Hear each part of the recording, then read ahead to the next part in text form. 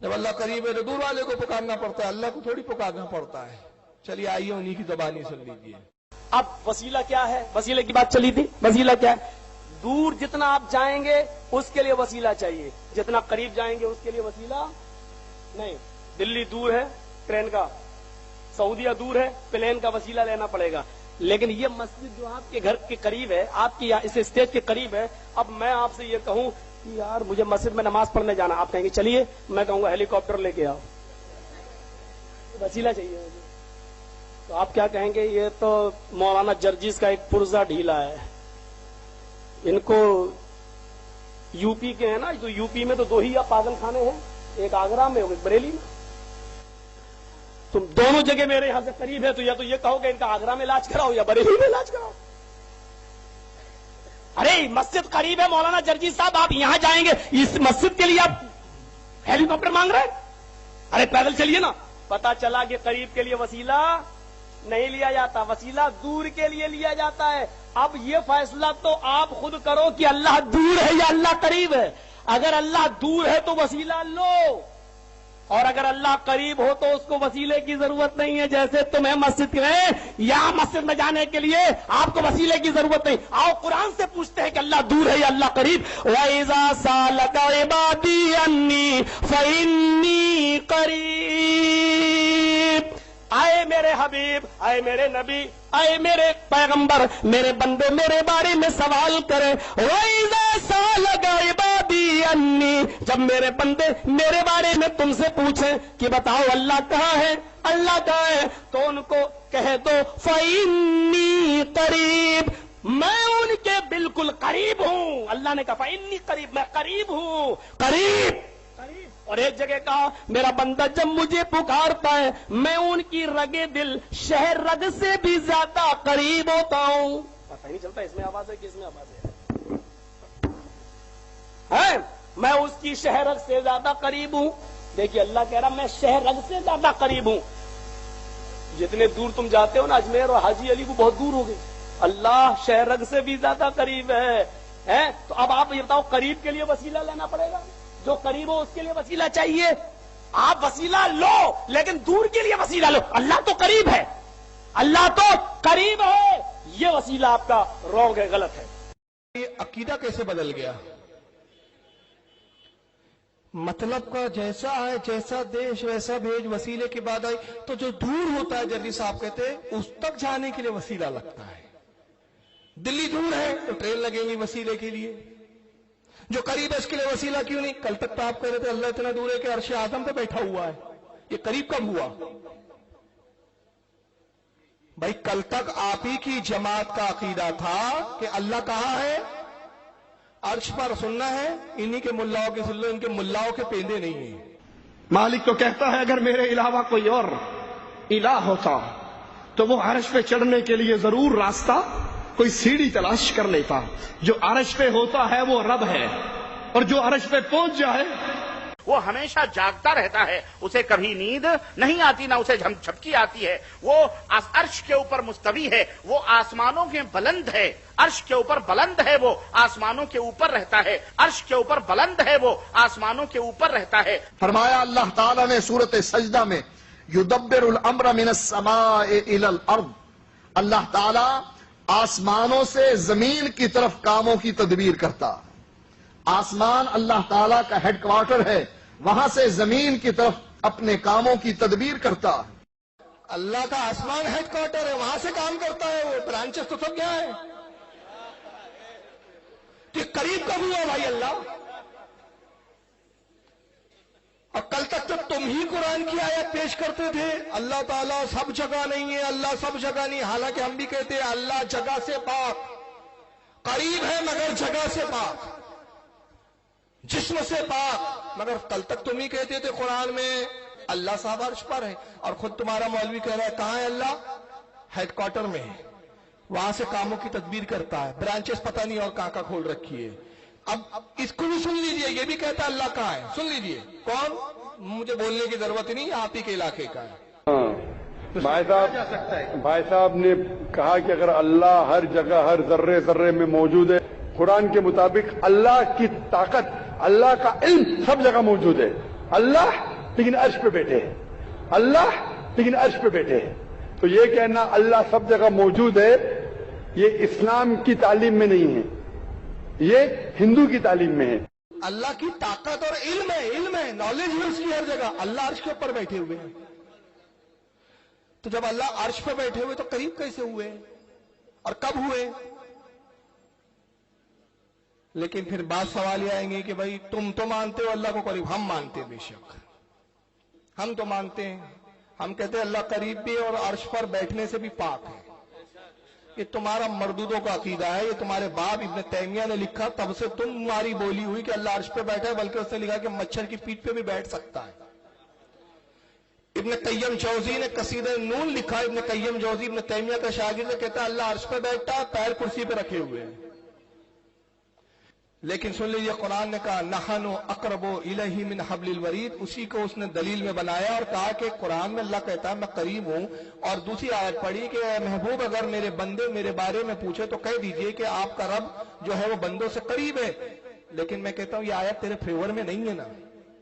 कुरान पढ़ना और है, कुरान का समझना और है. और तुम अगर आइम्मा को छोड़ के कुरान पढ़ोगे तो कहां से पढ़ पाओगे? देखिए, एक होता है अल्लाह का करीब होना और एक होता है बंदे का करीब होना. दोनों में बड़ा फर्क है. अल्लाह अपनी शान शान हर बंदे के करीब है, मगर हर बंदा अल्लाह के करीब नहीं है. अब आप बोलेंगे लफ्जों से खेल रहे हैं. लफ्जों से नहीं खेलता. मैं मौलाना रूम अलैहि रहमत और रिजवान की मसनवी की एक हिकायत सुना देता हूं, बात वाज़ी हो जाएंगी. मौलाना रूम बहुत जमाना पहले के हमारे बुजुर्ग हैं. मसनवी जिनकी मदारिस इस्लामिया में फारसी जबान फारसी अदब में पढ़ाई जाती है, उन्होंने लिखा, बड़े प्यारे लिखा. इसी आयत की शरह की है उन्होंने मसनवी में, इसी आयत की. नहनु अक़रबु इलैहि मिन हब्लिल वरीद. अल्लाह फरमाता है ऐ बंदे मैं तेरी शरक से ज्यादा करीब हूं. इसकी शरह करते हुए कहते हैं कि एक जौहरी था. जौहरी समझता है ना, हीरे जवाहरात जो बेचता है. उसके बाद एक बड़ा कीमती हीरा था, बहुत कीमती हीरा, जो खानदानी हीरा था. उसके बाद एक दिन सोचने लगा ये हीरा रख के मैं कब तक क्या करूंगा, बाप दादा परदादा से बस रखा हुआ है, इसको बेच देते हैं, रकम आएंगी, उससे फिर कारोबार बढ़ाएंगे. फिर ख्याल आया कि कीमती हीरा है, इतना महंगा हीरा है कि पूरी आबादी में, पूरे बस्ती में कोई इतना बड़ा अमीर और कबीर नहीं जो इस हीरे को खरीद सके. इस हीरे को अगर कोई खरीद सकता है तो वो सिर्फ बादशाह इस्लाम है. अब बादशाह की राजधानी बहुत दूर थी, तो मौलाना रूम कहते हैं कि वो हीरा बेचने की गरज से बादशाह के हाथ में फरोख्त कर दूं, इस इरादे से अपने शहर से, अपने इलाके से निकला और राजधानी की तरफ चलने लगा. इत्तेफाक से एक चोर को पता चल गया कि यार ये जौहरी जा रहा है और उसके पास हीरा है. तो उसने सोचा कि हीरा चुराना चाहिए किसी हिकमत से. जौहरी था लेकिन बड़ा ताकतवर. उसने कहा इससे लड़कर तो हीरा नहीं छीन सकते, क्योंकि ये ताकतवर भी है, लड़ने का हुनर भी जानता है. किसी हीले और बहाने से इससे हीरा निकालना पड़ेगा. साथ में हो गया, रास्ते में मिला, कहा अस्सलाम वालेकुम. अरे जौहरी साहब आप कहाँ जा रहे? कहा मैं राजधानी जा रहा हूँ, बादशाह से मिलने, कुछ काम है.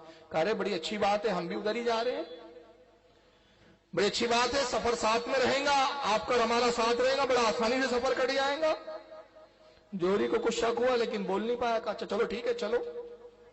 अब चलने लगे, रात हुई, खाना आना खाया, सोने का टाइम आया. तो जौहरी ने कहा देखो यार ऐसा करते हैं. जौहरी बड़ा चालाक था, होशियार था, तो समझ लिया इसकी नीयत में फतूर है. कहा देखो यार ऐसा करते हैं, अगर दोनों एक साथ सो गए तो कोई चोर डाकू आएगा, हम दोनों का माल लूट कर लेके चला जाएगा. बेहतर यह है कि हम बारी मुकर्रर कर लेते, जब मैं सो तो तुम जागते रहना, पहरा देना, सामान की हिफाजत करना, जब तुम सो तो मैं पहरा दूंगा. चोर ने कहा वाह इससे अच्छी क्या बात होगी. दिल में सोचा इससे अच्छी क्या बात होगी, जब ये सोएगा तो मैं इसकी सोने की बारी में हीरा लेकर भाग जाऊंगा. कहा ठीक है बहुत अच्छी बात है. तो जौहरी ने कहा ऐसा करो तुम पहले सो जाओ, हम पहरा देते हैं, आधी रात को मैं तुम्हें उठा दूंगा, फिर तुम पहरा देना. कहा ठीक है. चोर सो गया मस्त. कहा ये आधी रात में उठाएंगा, ये भी जागता रहा. जब आधी रात गुजरी और इसके उठाने का टाइम हुआ तो जौहरी ने क्या किया, वो हीरा निकाला और इसी के कपड़े में छुपा दिया. इसको उठाया, उठो उठो, अरे मेरे दोस्त उठो. ये भी उठा. हाँ क्या बात, हाँ भाई चलो अब आप तुम जागो, आधी रात हो गई, मैं सोता हूँ. कहा ठीक है.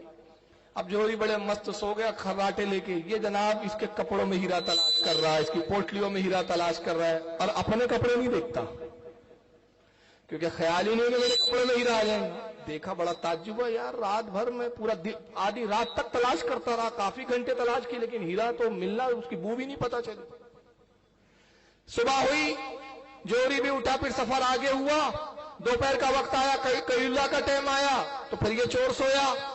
جوہری نے اس کے کپڑے میں ہاتھ ڈالا، دیکھا ہیرا رکھا ہے، محفوظ نکال لیا، کچھ دیر کھیلا کودا مست، اس سے اس نے دل لبھایا ہیرے سے، پھر یہ بیدار ہوا، اس کو ہیرا بھی دکھا رہا ہے اچھال اچھال کے۔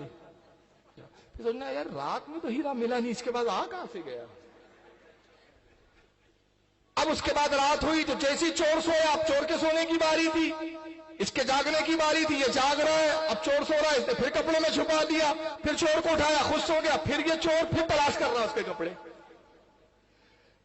آخر 15 دن یہی معاملہ رہا کہ جب چور سوتا تھا یہ اس کے کپڑوں میں ہیرا ڈال دیتا تھا، جاگنے سے پہلے نکال لیتا تھا، خود جاگ رہا ہو جب سوتا تو کپڑے میں ہی چور کے ہیرا ہوتا، اور جب جاگ جاتا تو چور کو جگانے سے پہلے ہیرا نکال لیتا، اس کو دکھاتا۔ 15 دن یہ معاملہ چلتا رہا، چور بڑا پریشان، سوچتا رہا یار یہ کوئی جادوگر ہے کہ جادو سے ہیرا غائب بھی کر لیتا اور بلا بھی لیتا۔ 15 دن کا جب سفر ختم ہوا، شہر آ گیا، تو اس نے کہا بھائی دوست بڑا اچھا سفر کٹا، اب آپ اپنا کام کیجئے، میں اپنا کام کرتا ہوں، مجھے بادشاہ کے محل جانا ہے۔ اب وہ تڑپ گیا، 15 دن سے پریشان، 15 دن سے پیچھے لگا، کہا یار سنو مجھے کوئی کام نہیں ہے، اب مجھ سے برداشت نہیں ہوتا، برداشت کی حد ہوتی ہے، میں کوئی تاجر واجر نہیں، میں نے سب جھوٹ کہا، میں تو چور ہوں، ہیرا چرانے کے لیے نکلا تھا، مگر یار مان گیا تم بہت بڑے جادوگر ہو، مجھے بتاؤ یہ ہنر کہاں سے سیکھا تم، یہ ہیرا چھپاتے کہاں تھے؟ جوہری کیا کہتا سنیے، بس یہ مولانا روم کا آخری جملہ قرآن کی تفسیر ہے۔ کہا کہ وہ ہیرا چھپاتے کہاں تھے؟ تو جوہری کہتا ہے وہ ہیرا تجھ سے قریب تھا مگر تو ہیرے کے قریب نہیں تھا۔ ہیرا تجھ سے قریب تھا مگر تو ہیرے کے قریب نہیں تھا، تجھے ہیرے کی معرفت نہیں تھی۔ تو مولانا رومی شکایت سے فرماتے ہیں اللہ کی قدرت ہے، اس میں شان، اس کی شان یہ اس کی طاقت صلاحیت ہے کہ وہ اپنے بندوں سے قریب ہے، مگر ضروری نہیں کہ ہر بندہ اللہ سے قریب ہو۔ اگر ہر بندے سے اللہ قریب ہے تو ابو جہل بھی بندہ ہے تو اللہ ابو جہل کے بھی قریب ہوا، اللہ کا بندہ تو عتبہ بھی ہے تو اللہ عتبہ کے بھی قریب ہوا، نمرود بھی اللہ کا بندہ ہے، اللہ نمرود کے بھی۔ تو کیا اللہ ان سب کے قریب ہے؟ مگر مجھے بتاؤ کیا نمرود اللہ کے قریب ہے؟ عتبہ اور شہوہ اللہ کے قریب ہے؟ ابو جہل اللہ کے قریب ہے؟ ابو لہب اللہ کے قریب ہے؟ یہ اللہ کے قریب نہیں تھے، اللہ ان کے قریب تھے اپنی شان شان، یہ اللہ کے قریب اس لیے نہیں تھی کہ انہوں نے نبی کا وسیلہ درمیان میں نہیں رکھا، اور جنہوں نے نبی کا وسیلہ بنایا وہ اللہ سے قریب ہو گئے۔ حضرت عمر جب تک کفر کی حالت میں تھے اللہ قریب تھا مگر عمر خدا سے دور تھے، مگر جب نبی پر ایمان لائے، نبی کو وسیلہ بنایا، اللہ سے قریب ہو گئے۔ حضرت عثمان جب تک حالت کفر میں رہے اللہ سے دور تھے، اللہ قریب ضرور تھا مگر عثمان اللہ سے دور تھے۔ جب اللہ کے رسول پر ایمان لایا، محبت رسول سے اپنے دل کو مدینہ بنا لیا، اللہ سے قریب ہو گئے۔ تو بندہ وہی قریب ہوتا ہے جو درمیان میں وسیلہ رکھتا ہے۔ تو بہرحال انہوں نے جو آیت لائی تو پہلے میں جرجس سے کہوں گا کہ اپنے گھر کے پہلے اس اختلاف کو دور کر کہ اللہ عرش پر ہے کہ بندے کے